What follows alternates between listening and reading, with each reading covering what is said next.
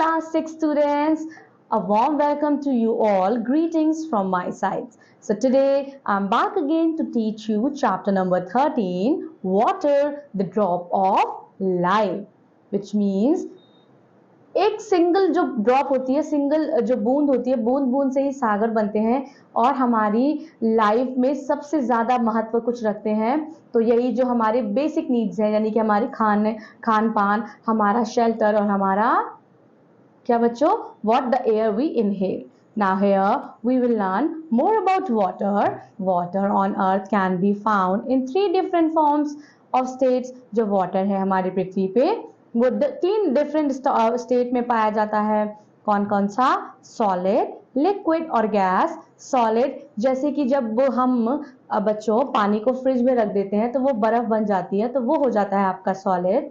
Liquid अगर हम ice को बाहर निकाल देते हैं वो पिघल जाती है, वो हो जाती है आपकी लिक्विड, हो जाती है सॉलिड से लिक्विड। और वही लिक्विड को अगर हम बर्न करते हैं, गैस पे रखते हैं, उसको हॉट हीटनेस प्रोवाइड करते हैं, तो वो हवा के फॉर्म में, वाटर वेपर के फॉर्म में वो गैस बन जाती है। क्या बन जाता है? हमारा water. Now make the diagram and fill the definition with the appropriate terms. So यहाँ इस डायग्राम में जो हमें कॉलम्स दिए गए हैं 1 2 3 4 5 6 7, हमें इनको लिखने हैं कि यहाँ ये जो वाटर साइकिल है इसमें कौन सा प्रोसेस है, कौन से स्टेप को हम क्या बोलते हैं। सो बच्चों, आई होप आपने वाटर साइकिल तो पढ़ा ही होगा और वाटर साइकिल के बारे में आपको पता ही होगा। नहीं भी पता है तो मैं आपको बता देती हूँ कि वाटर जो है वो एक साइकिल में काम करता है। कैसे? सपोज ये आपका सी ग्राउंड वाटर आप देख सकते हैं, ये ओशियन का वाटर है। फिर आप देख सकते हो जो एरो बन रही है, ये पेड़ से आपके वाटर निकल रहा है जब ट्रांसपिरेशन होता है। आई होप जो फोटोसिंथेसिस प्रोसेस आप जानते होंगे, पेड़ जो है वो वाटर रिलीज करता है एज अ वेस्ट प्रोडक्ट, तो वो ट्रांसपिरेशन होता है। और ये बच्चों आपका रिवर का पानी है। तो जब ये सारे वाटर्स हैं, ये आप देख रहे हो वाटर जो एरो बनी है रेड कलर की, आप डायग्राम में देख सकते हो बच्चों, ये आपके ऐसे रेड कलर की एरो बनी है, वो सिंबल दे रही है आपको कि पानी जो है वो ऊपर जा रहा है। क्यों ऊपर जा रहा है? Just because of heat. जो सन रेज है, जो सन लाइट है, वो उन्हें क्या प्रोवाइड कर रही है?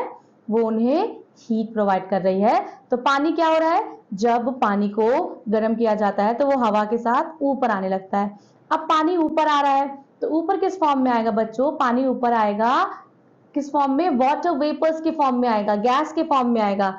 अब जब वो गैस ऊपर जाते जाते इन बादलों से, इन क्लाउड से टकराएंगी, टकराने के बाद फिर से क्या होने लगेगी? वो जो वाटर वेपर्स हैं वो फिर से पानी में बदल जाएंगे। इसके लिए बेस्ट एग्जांपल बच्चों ये है, अगर आपको देखना हो कि कैसे वाटर साइकिल वर्क करती है, आपको क्या करना है? Under the guidance of your parents आप एक अपने घर में एक भगोना लीजिए या फ्राई पैन या कोई भी ऐसा बर्तन लीजिए जिसमें आप पानी गर्म करते हो। आप बर्तन लीजिए, आप उसमें पानी डालिए और लिक कर दीजिए, गैस ऑन कर दीजिए और पानी को थोड़ा सा उबलने दीजिए। ठीक है, तो अभी क्या हो रहा है? मतलब पानी है, उस पे जो सनलाइट है वो गर्मी प्रोवाइड कर रही है। उसके बाद आप उसके ऊपर एक प्लेट रख देंगे। तो जब आप प्लेट रख देंगे और थोड़ी देर बाद आप प्लेट उठाएंगे तो उस पर वाटर ड्रॉपलेट्स रहेगी। आखिर ये वाटर ड्रॉपलेट्स भगोने से उस पर कैसे पहुंच गई? तो वो कैसे पहुंची? क्योंकि जो हमारा पानी था वो इवेपोरेट हो रहा था, वो भाप बन के उड़ रहा था, वो जैसे प्लेट से टकरा रहा था वो फिर से वाटर वेपर्स में कन्वर्ट हो जाता था। तो यहाँ जैसे हमारा प्लेट काम करती है हमारी जो गैस है उसको लिक्विड में बदलने के लिए, ऐसे ही यहाँ हमारा जो क्लाउड है वो सेम काम करता है। सो इसीलिए बच्चों ये प्रोसेस जो है वो आपका चलता रहता है। इसी प्रोसेस को हम वाटर साइकिल कहते हैं। पहले क्या हो रहा है? जो वाटर है वो क्या हो रहा है? वो गर्म होके ऊपर आ रहा है just because of the sunlight. फिर ऊपर जाके वो किससे टकराता है? वो बादल से टकराता है और अगेन वो किस पे आ जाता है? बारिश के रूप में, रेनफॉल के रूप में वो फिर से पृथ्वी पे आ जाता है। फिर से वो गर्म होता है, फिर से टकराता है, फिर से पृथ्वी पे आ जाता है। तो ये जो प्रोसेस है ये निरंतर चलता रहता है और इसी प्रोसेस को हम बोलते हैं बच्चों water cycle. Now let us solve the fill in the blanks.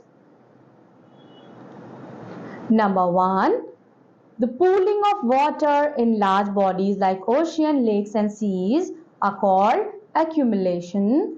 The cooling of water vapor and turning into liquid drops of water known as precipitation. The process in which liquid water turns into gaseous form, vapors and rises from water bodies like lake, ocean and seas are known as evaporation. When cloud become heavy, water from clouds fall down as a rain, snow or hail. They are known as condensation. Then we have the sixth one. Rain, snow, melt or other water that flows under the ground through the underground streams, drainage or streakers. So it is your subsurface or runoff. Then we have the eighth one. Sorry, dear learner, it is your surface runoff, and sixth one is your subsurface runoff. Now we have the last one. The other name of water cycle, और water cycle के दूसरे नाम को भी बच्चों hydrologic cycle बोलते हैं। बच्चों जहां हाइड्रा वर्ड आ जाता है HYDRA, वो वर्ड कहीं ना कहीं वाटर से ही रिलेटेड रहता है। Okay dear learner, the exercise is complete here. I hope आपको वाटर साइकिल के बारे में आज अच्छे से समझ में आया होगा। Revise your chapter properly. I'll be seeing you in another general knowledge class. Till then, take care of yourself. Thank you so much. Bye-bye.